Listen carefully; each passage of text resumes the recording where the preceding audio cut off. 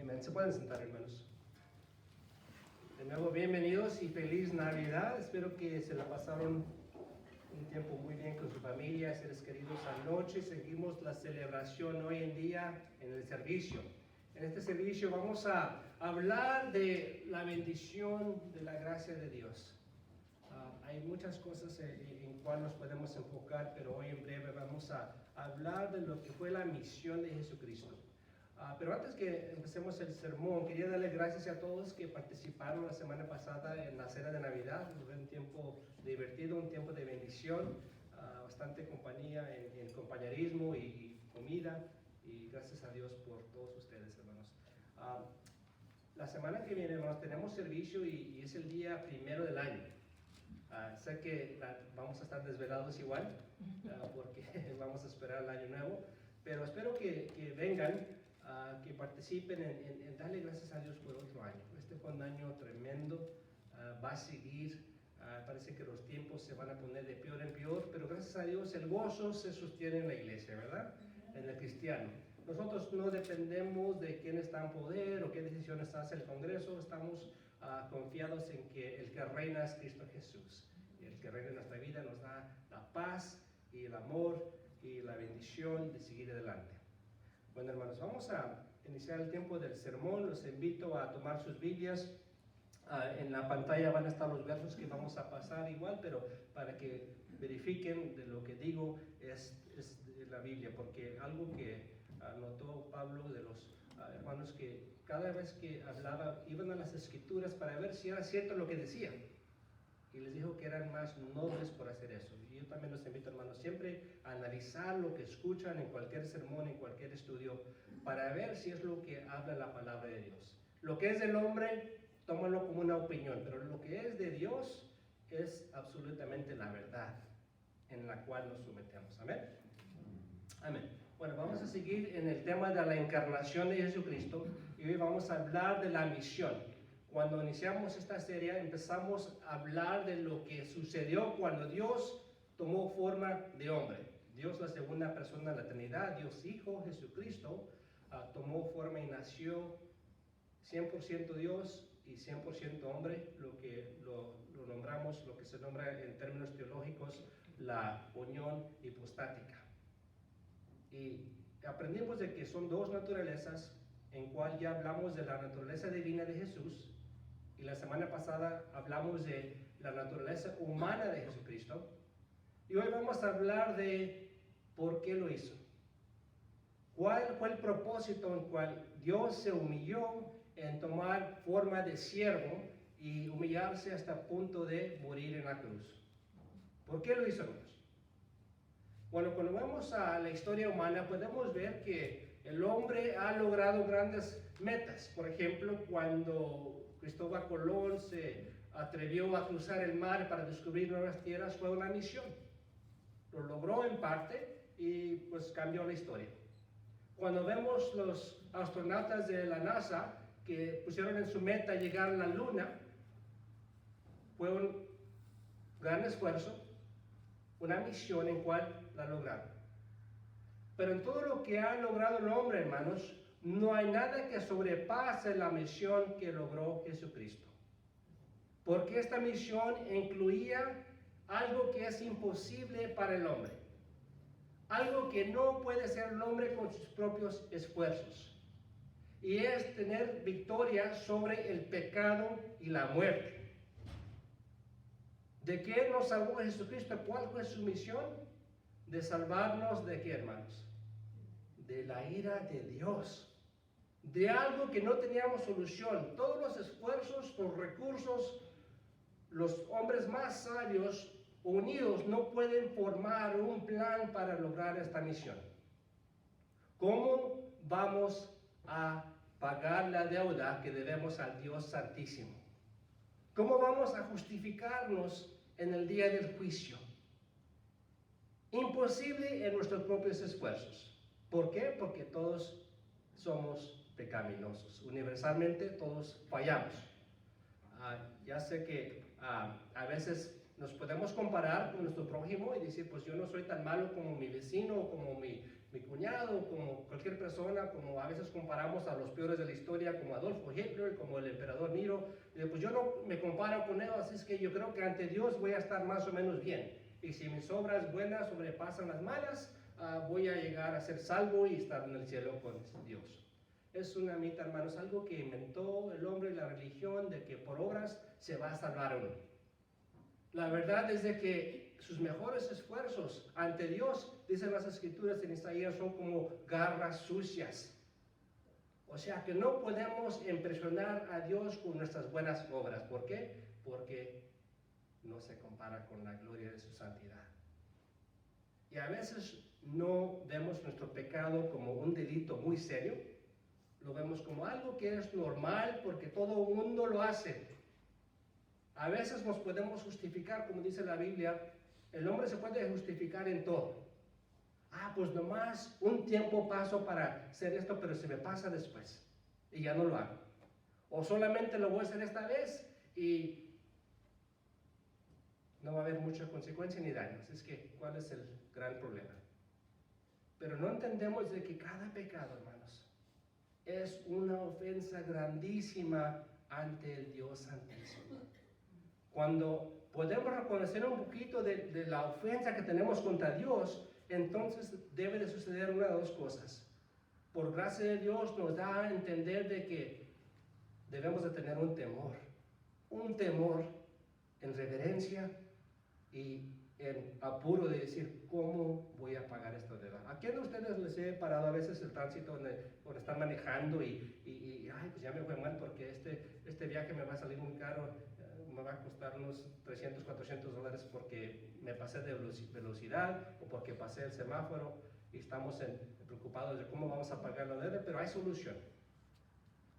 Pero con una deuda que no pueden pagar, en cual la pena, la paga de esa multa es muerte, no solamente muerte física, pero muerte eterna, en un lugar nombrado el infierno, apartados de Dios, un lugar de tormenta, un lugar de sufrimiento, en cual no hay esperanza, en cual ya no hay ni remedio, por una eternidad.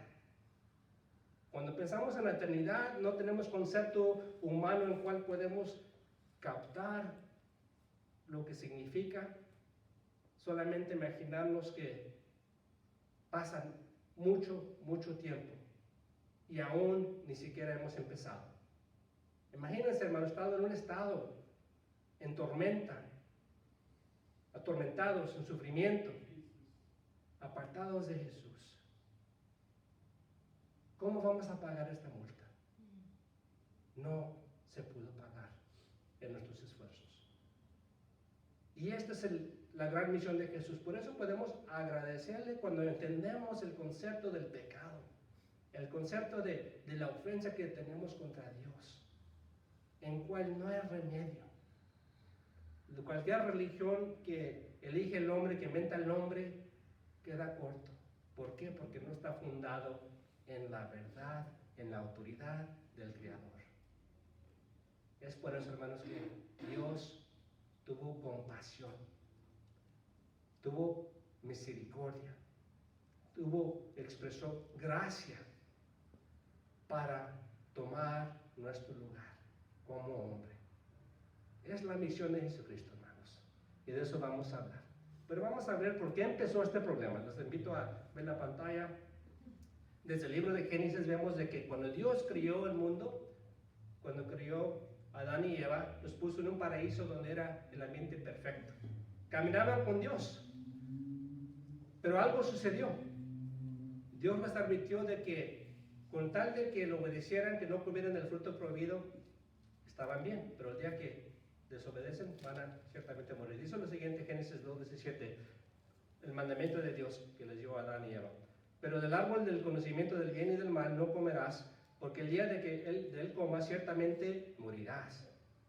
Ciertamente morirás, o sea que no hay duda ninguna. Es seguro lo que va a pasar. Vas a morir no solamente en lo físico, en tu cuerpo, pero vas a morir espiritualmente. Vas a ser enemigo de Dios. Vas a ser alguien en que Dios tiene que juzgar por el pecado. Ciertamente van a morir. ¿Y qué sucedió? Pecaron. Y si se fijan de esta historia, hermanos, cuando el Satanás tentó a Eva, ella comió del fruto. ¿Y qué hizo? Se lo ofreció a su esposo Adán. ¿Y qué sucedió cuando Adán comió del fruto? Inmediatamente reconocieron de que estaban desnudos. Y por primera vez sintieron vergüenza. Algo cambió de que no conocían, ahora tienen conocimiento de la maldad y ven que están en error. Ven que han fallado de gran manera, pero se fijan que sucedió cuando comió Adán. Si hubiera sucedido esto desde que mordió Eva la fruta, ¿qué hubiera pasado? Adán, no comas esto porque te va a ir muy mal. Pero al contrario, vio que nada pasó en ese momento. Hasta que comió Adán, entonces cayó el hombre en pecado. ¿Por qué? Porque Adán fue el que Dios puso como cabeza, encargado, responsable de lo que iba a suceder en este mundo. Representante de Dios en la creación. La creación suprema en lo que es la creación física, puso a Adán como representante de Dios para gobernar, para exigir liderazgo y reinar en esta tierra.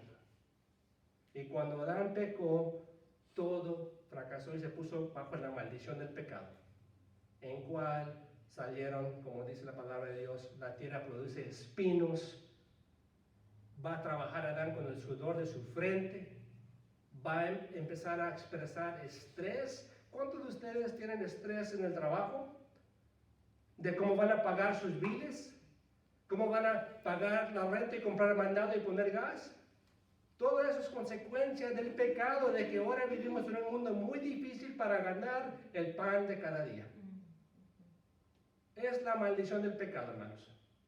Porque hay ahorita tormentas que están congelándose en parte de este país hoy en día, en cual hay muchas personas que están sufriendo y muchos ya han muerto.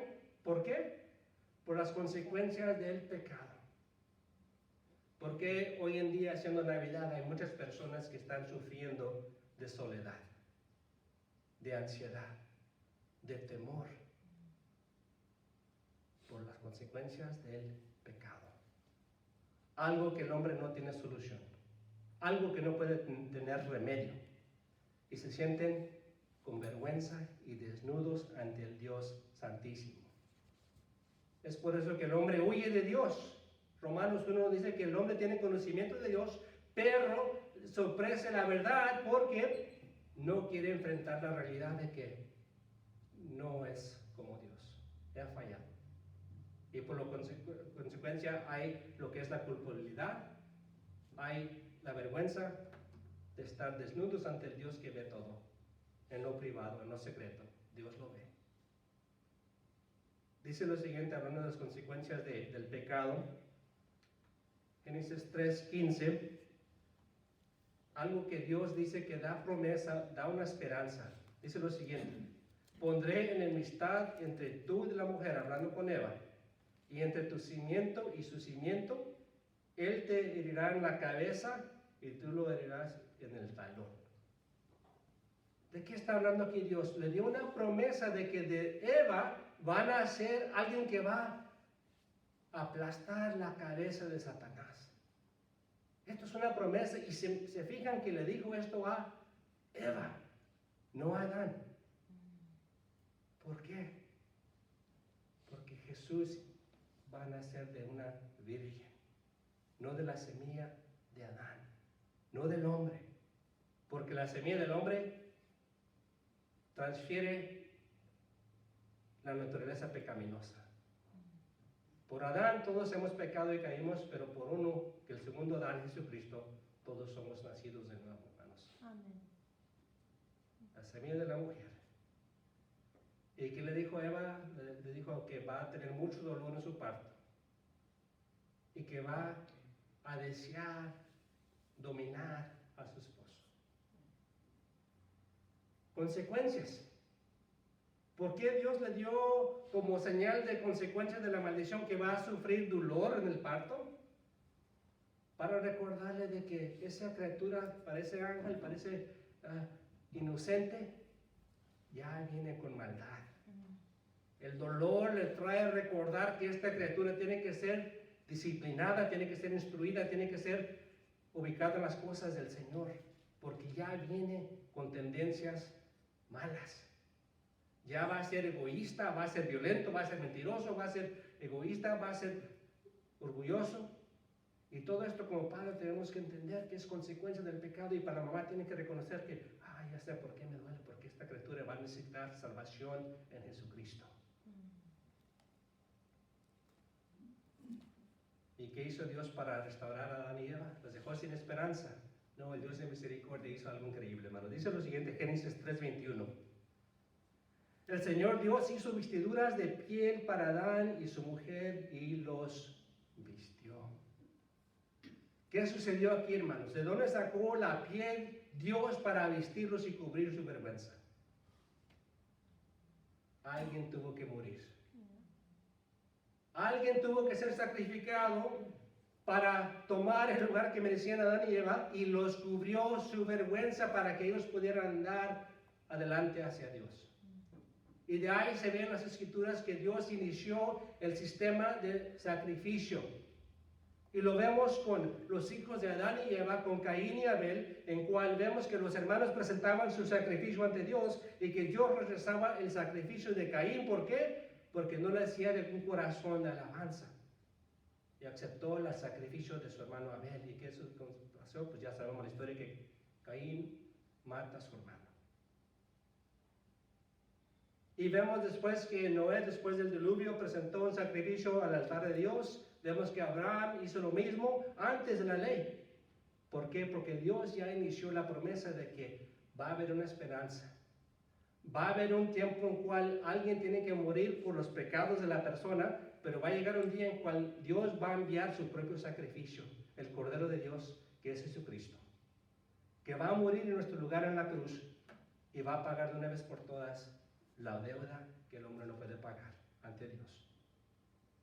En Levítico 17:14 nos habla de la sangre. Dice lo siguiente: porque la vida de toda carne es su sangre. Por tanto, dije a los israelitas, no comerán la sangre de ninguna carne, porque la vida de toda carne es su sangre. Cualquiera que la coma será exterminado. Para el judío, la vida era representada en la sangre. Y ya vemos en términos ahora modernos médicos que sí, la sangre es la que sostiene mucho de lo que se ocupa para tener vida. Es por eso que es representante del sacrificio, que se derrama la sangre, representando que una vida fue dada por el pecado. Es por eso que cuando clamamos la sangre de Cristo, ¿de qué hablamos? No de que la sangre líquido, en forma líquida, tiene poderes milagrosos, no. Es de que un hombre dio su vida, un hombre justo, la sangre de Cristo, para salvarnos, hermanos. Dios estableció un sistema después, a través de la ley, lo que se llama el tabernáculo. Y si podemos ver la pantalla, aquí les puse una imagen de lo que era el tabernáculo en los tiempos del Antiguo Testamento, en cual había un lugar de afuera donde se separaba el pueblo, y adentro es donde trabajaban los sacerdotes. El primer lugar, el primer cuarto era el lugar santo, en cual los sacerdotes presentaban el sacrificio, la ofrenda, y el lugar después de un velo, había un velo que separaba el lugar santo de un lugar más allá, que es el lugar santísimo. El lugar santísimo representaba donde mora el Dios Santo, Todopoderoso. Representado en una forma física en la tierra, para que el hombre podía ver su condición espiritual ante Dios. Y nadie podía entrar al lugar santísimo, solamente el sumo sacerdote, una vez al año, en el día de expiación. El día en cual representando el pueblo, se arrepentía el hombre, y el sumo sacerdote entraba y pasaba el velo para presentar la ofrenda a Dios, una vez al año. ¿Y qué hacían en este día de expiación para entrar al lugar santísimo? bueno, tenían, por ser práctica de la ley, en Levíticos 16 nos habla de lo que Dios exigió para el pueblo. 2 corderos. Uno se presentaba como sacrificio para morir, para derramar la sangre, para pagar la paga del pecado del pueblo. El otro se ponía en manos sobre el borrego y lo sacaban de la ciudad y lo llevaban lejos para soltarlo, para ya no volver. Y representaba que sobre este cordero se iba a poner la iniquidad del pecado del pueblo y lo iban a sacar de sus vidas. ¿Qué representaba? De que no solamente Dios va a perdonar el pecado, pero va a quitar la iniquidad del pecado de nuestras vidas. Eso es por eso que tenemos estos 2 corderos representados en el sacrificio que Dios exigió el día de expiación. En inglés es una frase muy común y cuando a alguien se le pone la culpa de otros se llama scapegoat. El que toma las consecuencias de otras personas. Esto viene esta frase, hermanos. Pero ¿qué vemos en la vida de Jesucristo? Que Él cumplió estos 2 roles. En la cual en la cruz, hermanos, Él murió como el sacrificio, derramando su sangre por la paga del pecado del hombre. Y cuando vemos que va a ser crucificado, se ve que lo sacan de la ciudad para llevarlo al monte Calvario. Lo sacan fuera del pueblo para ser crucificado, representando de que la obra de Cristo va a pagar la consecuencia del pecado, pero no solamente eso, Dios nos va a librar del pecado. La vida de Jesús, hermanos, lo cumple en que Cristo es el Cordero de Dios, el que tomó nuestro lugar y tomó nuestra culpa. Dice lo siguiente, 2 Corintios 5:21, hablando de lo que Cristo hizo en la cruz. El que no conoció pecado, lo hizo pecado por nosotros, para que fuéramos hechos justicia de Dios en él. Aquí habla de que pagó la multa del pecado y nos dio su justicia, nos hizo la justicia de Dios. Transfirió su vida sin pecado a nosotros y tomó nuestro pecado en la cruz sobre él. Dice lo siguiente, Mateo 27:51, hablando de en este momento que Cristo murió. Dice, en ese momento el velo del templo se rasgó en 2, de arriba abajo, y la tierra tembló y las rocas se partieron. Hablamos del velo que separaba el lugar santo del lugar santísimo, donde el hombre no tenía acceso a Dios, solamente el sumo sacerdote una vez por año. Cuando Cristo muere en la cruz, hermanos, se rasga el velo desde arriba hasta abajo, indicando de que Dios mismo lo rasgó. Dios mismo dijo, ya no hay separación porque ya hay salvación, hay justificación, hay remedio para el pecado y la muerte en mi Hijo Jesucristo, el sumo sacerdote que representa al hombre. Amén. ¿Cuál fue la misión de Jesucristo, hermanos? Salvarnos. Reconciliar su pueblo con Dios, su Creador. Se fijan que las consecuencias del pecado las sufrió Jesús, en que Adán y Eva reconocieron que estaban desnudos y sintieron la vergüenza. Jesucristo fue a la cruz desnudo, sufriendo la vergüenza de que todos lo vieran desnudo, hermanos. Los espinos que se produjeron como consecuencia en la tierra, Jesucristo los usó como corona en la cruz, indicando la obra que representaba la maldición del pecado. Jesucristo, hermanos, dice Hebreos 10:19 que su cuerpo, el velo, fue presentado, el velo que ya separó el hombre de Dios en justificarnos.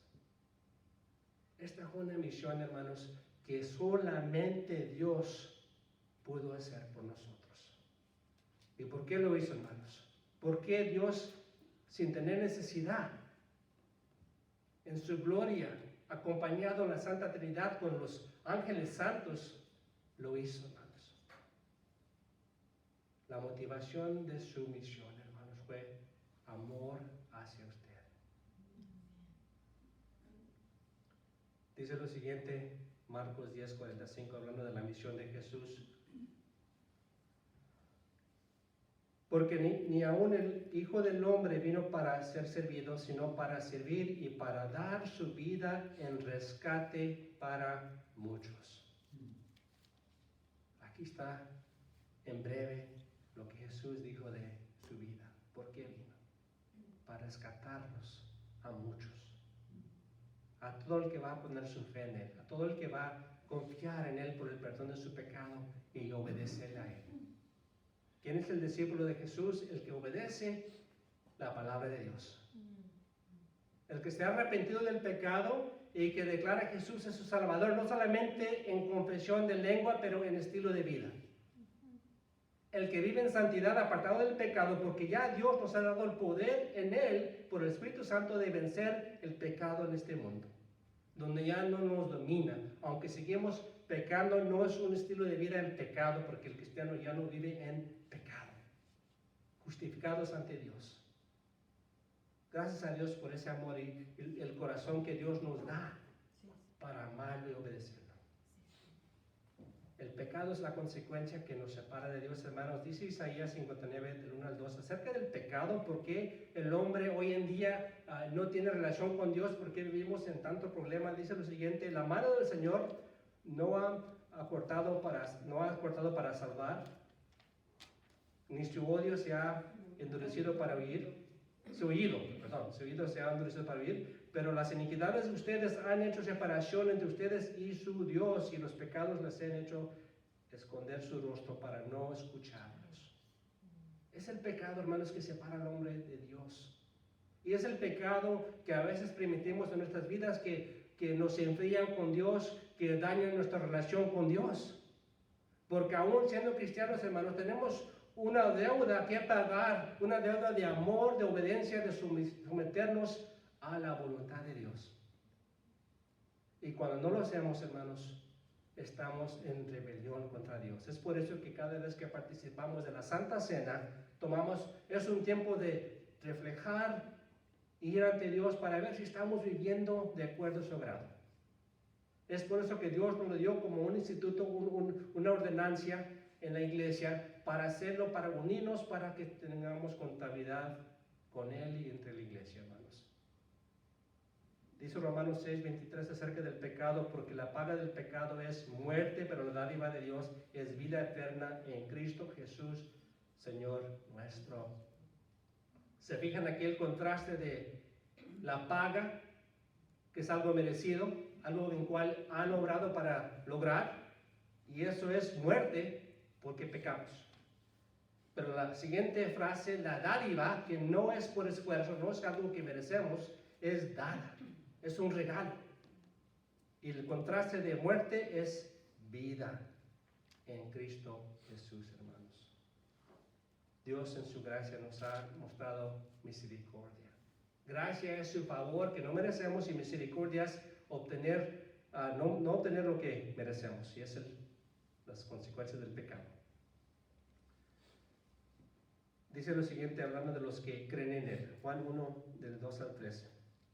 Pero a todos los que lo recibieron les dio el derecho de llegar a ser hijos de Dios, es decir, los que creen en su nombre, que no nacieron de sangre, ni de la voluntad de la carne, ni de la voluntad del hombre, sino de Dios. Aquí Dios nos llama a salvación, hermanos, en su Espíritu. Nos llama a reconocer la verdad y arrepentirnos, hermanos. Gracias a Dios, hermanos, que Dios nos ama de tal manera.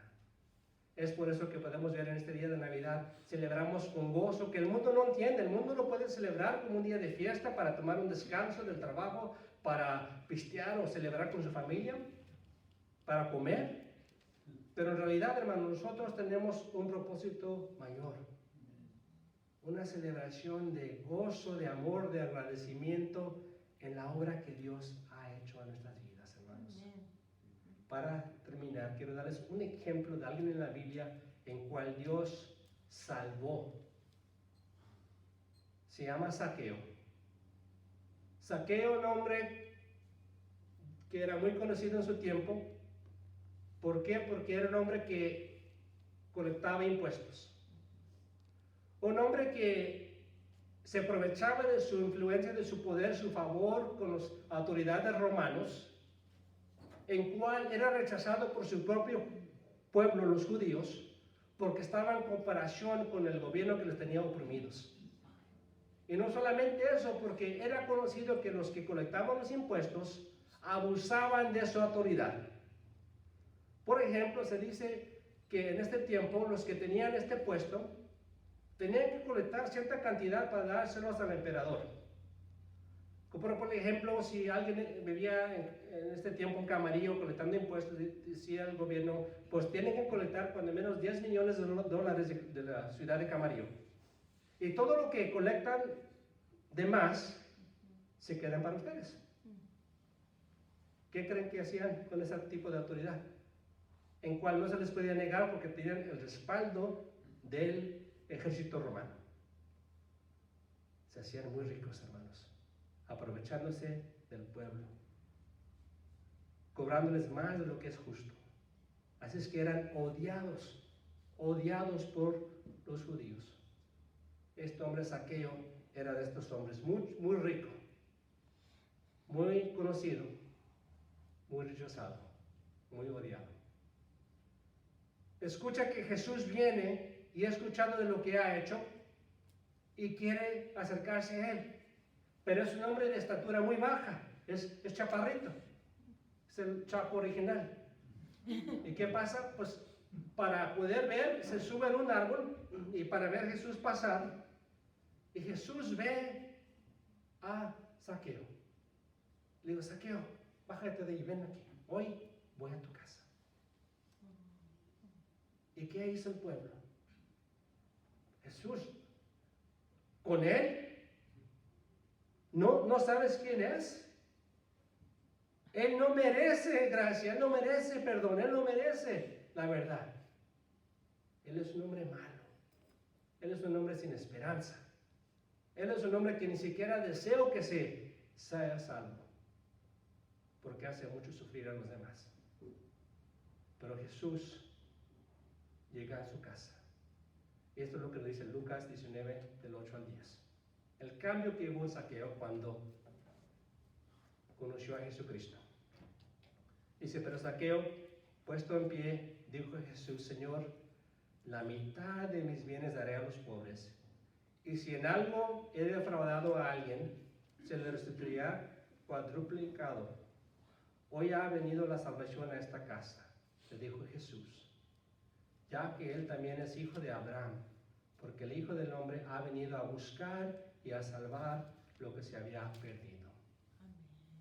La misión de Jesús, hermanos, aquí se ve cumpliéndose en la vida de Zaqueo, en cual Zaqueo demostró el fruto del arrepentimiento, en no solamente reconocer de que hizo mal, pero en restaurar la injusticia, en reparar el daño que hizo. Y esto es lo que se ve, lo que es realmente el arrepentimiento, hermanos, que no solamente nos sentimos mal, no solamente reconocemos de que estamos mal y que decimos perdóname Señor, pero se hace todo esfuerzo para reconciliar, para pagar el daño que hemos hecho. Zaqueo va a dar la mitad y dio la mitad de todo lo que tenía. Y si alguien defraudó, lo va a dar 4 veces más de lo que nos defraudó. Evidencia, hermanos, de un corazón que ha cambiado. Evidencia de alguien que ha confiado en Jesucristo. Salvación, he llegado a tu casa, dice Jesús. ¿Qué palabras tan bellas quisieron escuchar ustedes que Jesús les dijera? En su casa hoy he llegado salvación. ¿Qué mejor regalo, hermanos, que la salvación en Jesucristo? Porque el Hijo del Hombre ha venido a buscar y a salvar lo que había perdido. Inclinamos nuestros rostros, hermanos.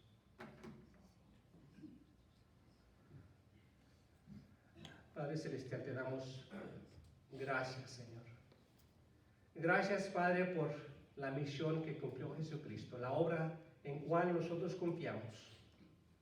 Nuestra fe no está puesta en qué tanto esfuerzo yo puedo hacer, ni qué tan bueno me puedo portar. ni qué tanto conocimiento pueda obtener.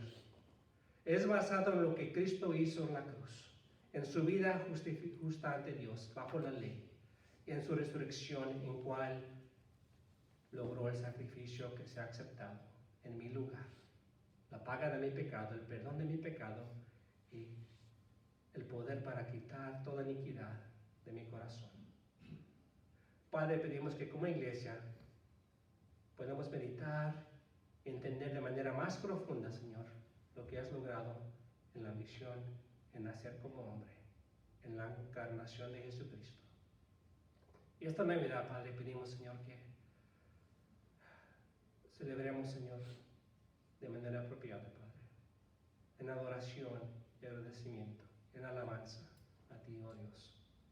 Bendiga el pueblo hoy en día, Padre, te lo pedimos en Cristo Jesús. Amén. Amén. Hermanos, les pido